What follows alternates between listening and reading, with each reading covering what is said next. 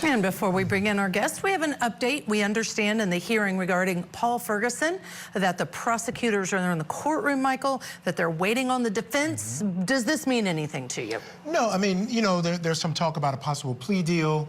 It surprises me that they're not around because you would think they'd be working on that together in the courthouse. But as you mentioned, that, you know, what oftentimes happens is you have an appointment in front of another judge. That may go long. That makes you late. There's a million reasons why a defense attorney might not be there on time. I agree with you. So we're going to bring that hearing to you when that comes in. But in the meantime, joining us still for this hour, we have a trial attorney, Mike Jaafar. And Michael, clearly, based on the testimony we just heard, the mother's the puppeteer in this case. So if Paul Ferguson goes to trial on charges of child abuse, is there any possibility, a reasonable possibility, that maybe he's acquitted since the mother was having him do these horrible things?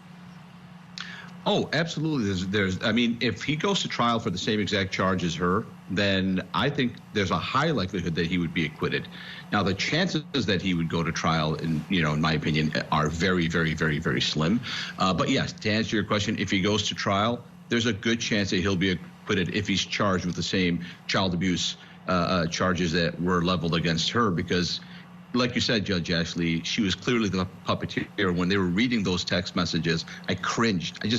What parenting handbook tells you to treat your child that way or have another child treat him that way? She was doubling the abuse. She was abusing the victim, but then she was also abusing the kid who she's asking to commit abuse. A 19-year-old boy is not equipped to starve his younger brother. He's just not equipped. Legally speaking, it's a double crime in my opinion. So yeah, I don't think he would be. I think he would have a good chance of being acquitted if he was charged and went to trial. Yeah, he's abused as well. I mean, that's pretty clear.